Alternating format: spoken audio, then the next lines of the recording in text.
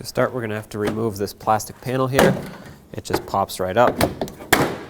Lift it up and out of the way, set it aside. Before I move further, what I'm actually going to do is take this cap off, and with a turkey baster, or you can use a fluid transfer pump, which is one of those large syringes that basically sucks fluid out of here. You just want to get rid of this fluid, otherwise when you disconnect the hoses, it's all going to pour out.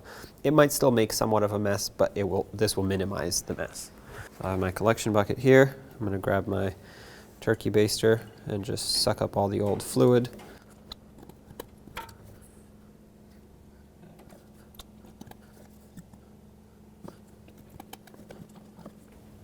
All right, that's about as much as I can get out. So I'm just going to leave this over here. Now, all you have to do is pull up on this. That unlodges it from its mounting point, and then there are two hoses that we have to disconnect.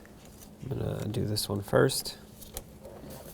Get the hose off of here, or get the hose clamp off, and then the hose.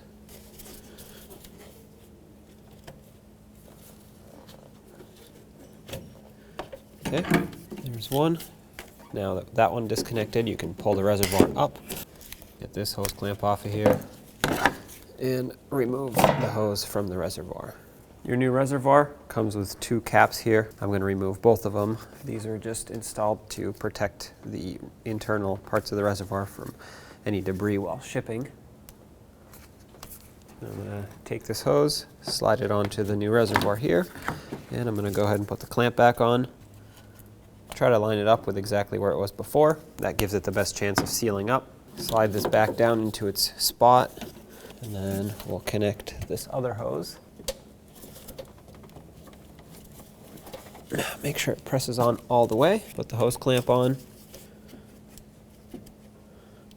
Again, try to line it up to where it was. And to resecure this reservoir, you can just basically slide it down into its bracket, press it down all the way. Make sure everything's good, and now let's fill it up. Take off the cap, and let's get some power steering fluid in here. If you're not sure what to use, consult your owner's manual. I'm just going to fill this up until it reaches the full line, and then you can run it.